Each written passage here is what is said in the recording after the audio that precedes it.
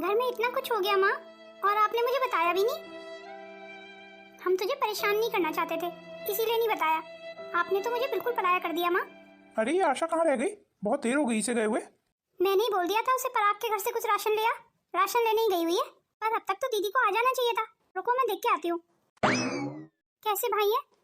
छोटी बहन घर आई हुई है कल से, कोई पूछने तक नहीं आया। उन दोनों के बारे में सोचने की कोई जरूरत नहीं है। तू क्यों परेशान होती है उनके बारे में सोच के? मेरे बेटों से अच्छी तो मेरी बेटियां हैं। अब ममता का क्या होगा? क्या ममता सचमुच यहीं रहेगी हमेशा? नहीं नहीं, भगवान ना करे। अभी ममता गुस्से में है। एक दो दिन में उससे इस बारे में मैं बात करूंगा। आप एक काम करो ना, दामाद जी से बात कर लो। अभी तो नहीं बात करूंगा मैं दामाद जी से। अरे क्या फायदा ऐसे रिश्तों का जो जरूरत पे काम ना आ सके। सच कहते हैं दामाद तो दामाद ही होता है। और तो और दामाद जी ने मेरी ममता पे हाथ उठाया। आप ये देखिए ना, कम से कम दामाद जी ममता को रख तो रहे हैं। क्या कहना चाहती है? आप तो जानते हैं मेरी ममता मां नहीं बन सकती। भला कौन आदमी एक बांझ को अपने साथ रखेगा? लीजिए माँ, राशन ले आई हूँ। पर तूने इतनी देर कहाँ कर दी? कुछ नहीं पापा, वो बच्चों के साथ खेलने लगी थी मैं। क्यों झूठ बोल रही हैं दीदी? झूठ बोल रही है? क्या झूठ बोल रही है? नहीं नहीं पापा, कुछ भी तो नहीं। अरे ममता तू रो क्यों रही है? भगवान के लिए मम्मी पापा को कुछ मत बताना ममता। आप ये सब कैसे कर लेती हैं? अरे कोई बताएगा बात क्या है? आपको पता है पापा, दीदी को आने में देर क्यों हो गई? भगवान के लिए चुप हो जा ममता। नहीं दीदी, मैं चुप नहीं रहूंगी।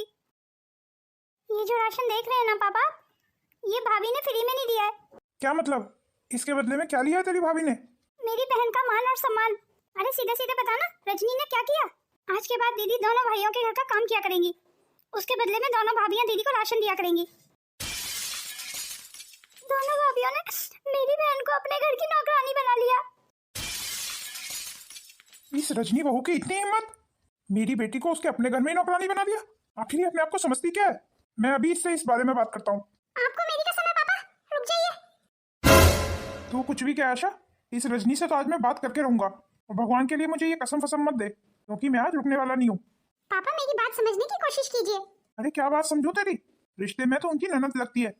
अपनी ही ननद से घर का काम कराते हुए मेरी बहुओं को शर्म नहीं आई? अरे बंटवारा हो गया तो क्या हो गया? क्या बंटवारे में रिश्ते नाते भी खत्म हो गए? मैं पराग का बाप नहीं रहा, या तू पराग की बहन नहीं रही? पैसे के आगे सारे रिश्ते नाते फीके पड़ जाते हैं पापा। और आप तो इतने समझदार हैं, उसके बाद भी ऐसी बातें कर रहे हैं। और वैसे भी अभी हमारा समय बुरा चल रहा है, और अपने ही घर में तो काम कर रही हूँ मैं। कौन सा किसी गैर के घर में काम करूंगी? आपको पता है ना पापा, इस एरिया में जल्दी से कोई काम भी नहीं मिलता है। पर तब तक हम भूखे तो नहीं रह सकते। इससे अच्छा यही है ना कि भाभीयों के घर में ही काम कर लो। आप दोनों मेरी जिम्मेदारी हैं। मैं चाहे भूखी रह लूं, पर अपने माँ बाप को मैं भूखा कैसे रहने दे सकती हूँ? इसलिए मुझे जो सही लगा मैंने वही किया। इसलिए भगवान के लिए पापा मैं आपके आगे हाथ जोड़ती हूँ, अभी आप भाभीयों को कुछ मत कहिए। वो भले ही मुझे इस घर का हिस्सा ना समझे, पर वो रहेंगी तो मेरी भाभीयां ही ना। वैसे भी पापा बुरे वक्त में तो अपना साया भी साथ छोड़ देता है, वो तो फिर भी मेरी भाभीयां हैं। मैं ये सब होते हुए कैसे देख सकता हूँ? जीती रहे आशा, भगवान ने तुझे बहुत सब्र और शांति दी है। चलिए मैं आप सबके लिए कुछ बना के लाती हूँ, आप सबको भूख लगी होगी। मैं भी आपकी मदद कर देती हूँ। अरे नहीं नहीं, तू थक गई होगी, तू आराम कर, मैं बस यूं चुटकियों में बना दूंगी। चलिए पापा आप बैठिए, मैं आपके लिए चाय बना के लाती हूँ। अरे अलका, कल से ममता आई हुई है, क्या तुम मिल के आई थी ममता से? अरे क्या जरूरत है उनसे मिलने की? अरे कैसे जरूरत नहीं है, ममता मेरी छोटी बहन है और मेरी बहुत लाडली है। ममता जब भी आती है कितने महंगे महंगे सबके लिए गिफ्ट लेके आती है, और हमारे बच्चों को कितना प्यार करती है। और करे भी क्यों ना, हमने ममता की शादी इतने अच्छे घर में की थी। अब जीजा जी अच्छा खासा जो कमाते हैं, मुझे तो समय ही नहीं मिला ममता से मिलने का। अरे कोई जरूरत नहीं है ममता दीदी से मिलने जाने की। पर क्यों जरूरत नहीं है? अब वो पहले वाली ममता दीदी नहीं रही, जो हमारे लिए महंगे महंगे गिफ्ट लाती थी। अब तो वो खुद सड़क पे आ चुकी है। तुम्हें पता है, ममता दीदी अपना ससुराल हमेशा के लिए छोड़ के आ गई है। जी तुम क्या कह रही हो? मुझे तो इस बारे में पता ही नहीं था। फिर तो मुझे ममता से मिलने जरूर जाना चाहिए। मैं अभी मिलके आता हूँ। तुम्हारा दिमाग तो नहीं खराब हो गया? पर तुम मुझे क्यों रोक रही हो? अगर इस समय तो ममता दीदी से मिलने गए ना, तो माँ बाबूजी ममता दीदी को कहीं तुम्हें ही ना चपेट दें। तुम तो जानते हो ममता दीदी आशा दीदी के घर है, और उनके घर तो अभी राशन के भी टोटे हैं। ऐसे में अगर तुम ममता दीदी से मिलने गए ना, तो माँ बाबूजी तुम्हारे साथ ही भेज देंगे ममता दीदी को। और फिर कहीं ऐसा ना हो कि जिंदगी भर के लिए हमें ही रखना पड़ जाए उन्हें।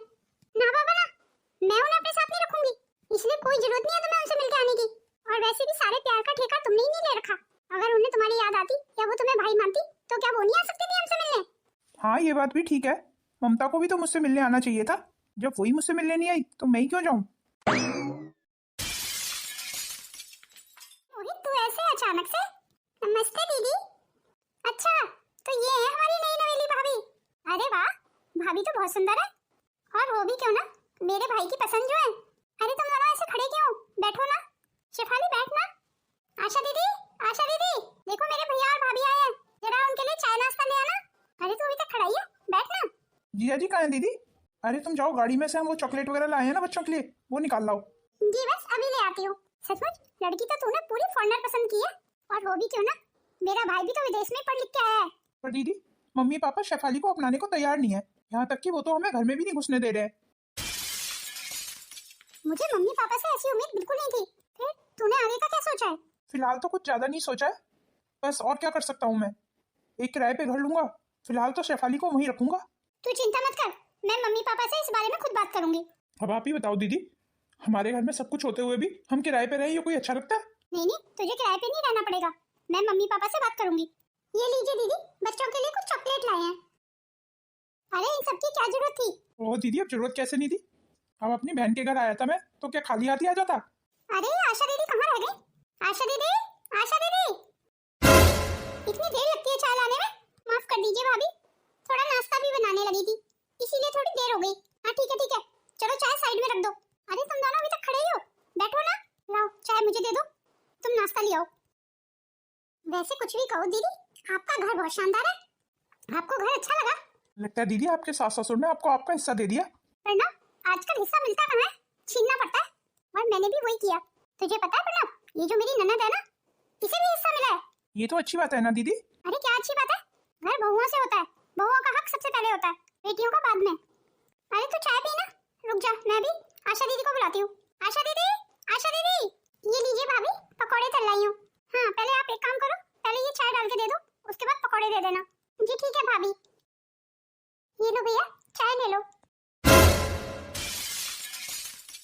अरे ये क्या किया आपने?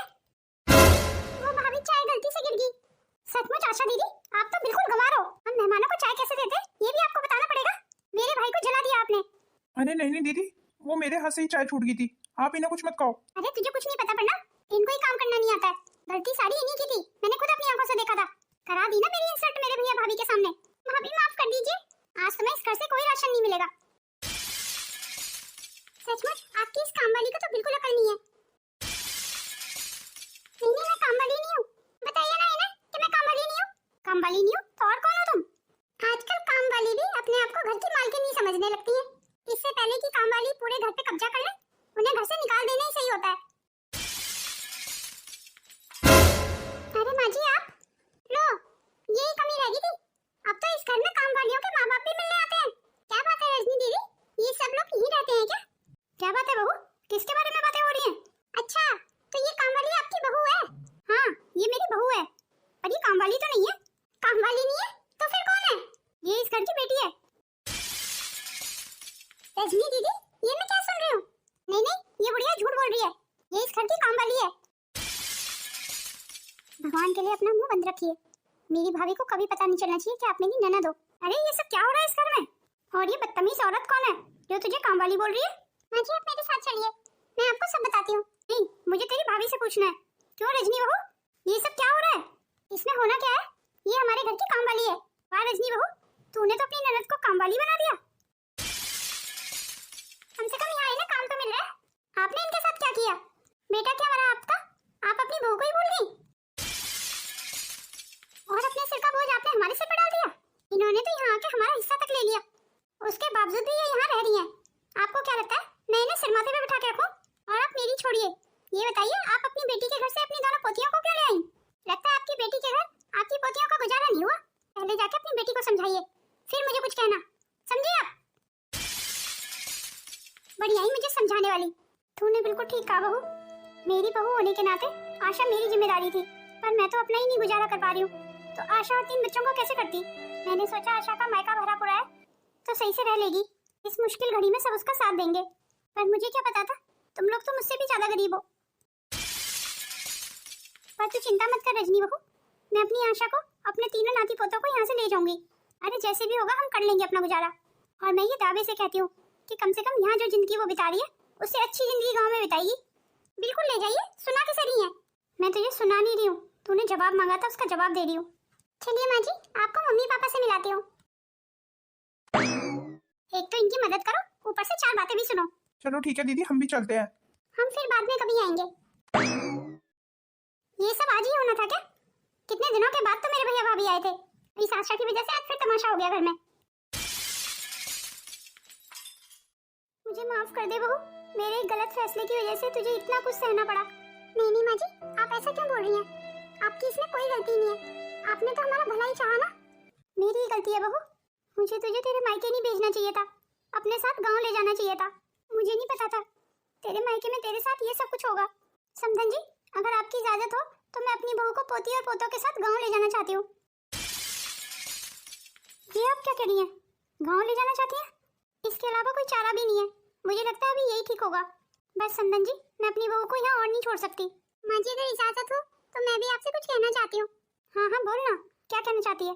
अगर मैं गाँव चली गई माँ जी, तो बच्चों की पढ़ाई लिखाई का क्या होगा? मेरा मतलब है गाँव में तो स्कूल नहीं है कोई। पढ़ाई लिखाई तो नहीं हो पाएगी, पर हाँ रोटी तो मिल जाएगी ना खाने को। नहीं माँ जी, मुझे अपने बच्चों को खूब पढ़ाना लिखाना है और उन्हें इस काबिल बनाना है कि वो कल को इस दुनिया से डर सकें, अपने पैरों पे खड़े हो सकें।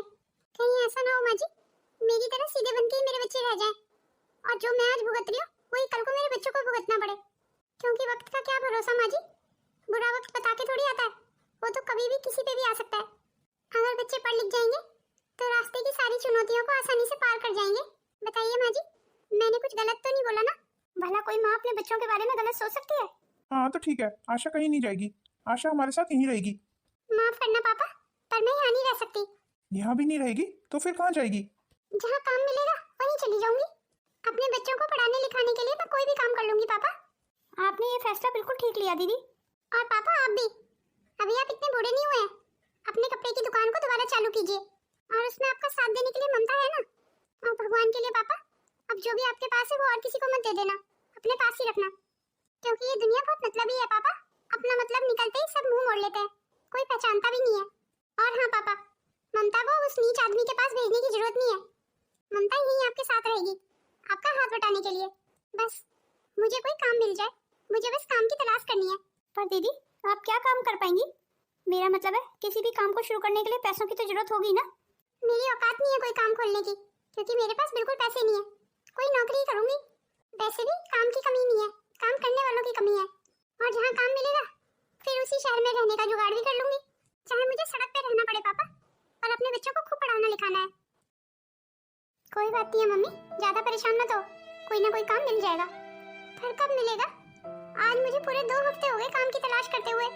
आप देखना मम्मी, आपने अब सोचा है ना काम के लिए, तो कोई ना कोई काम जरूर मिल जाएगा। हाँ रोही, कहीं ऐसा ना हो कि मुझे कोई काम ही ना मिले। अरे नहीं मम्मी, ऐसा कुछ नहीं होगा, आप चिंता मत करो। अब तो पूरा 1 महीना हो गया मम्मी, हमें तो आज भी कोई काम नहीं मिला। मुझे नहीं लगता अब मुझे कोई काम मिलेगा। लगता है वापस गांव ही जाना पड़ेगा। तो क्या अब हमारा पढ़ने का सपना सपना ही रह जाएगा? मम्मी मम्मी कुछ करो ना, मुझे गांव नहीं जाना, मुझे खूब पढ़ाई करनी है। काश ये सब मेरे हाथ में होता, मैं अपने बच्चों के लिए कुछ कर पाती। मुझे पढ़ लिख के बहुत पैसे कमाने हैं मम्मी, क्योंकि मुझे पैसे की अहमियत समझ आ गई है। बहुत छोटी उम्र में ही भगवान ने तुझे बहुत कुछ सिखा दिया। अंकल की तबीयत खराब लगती है, फिर भी पता नहीं कहाँ जा रहे हैं अकेले।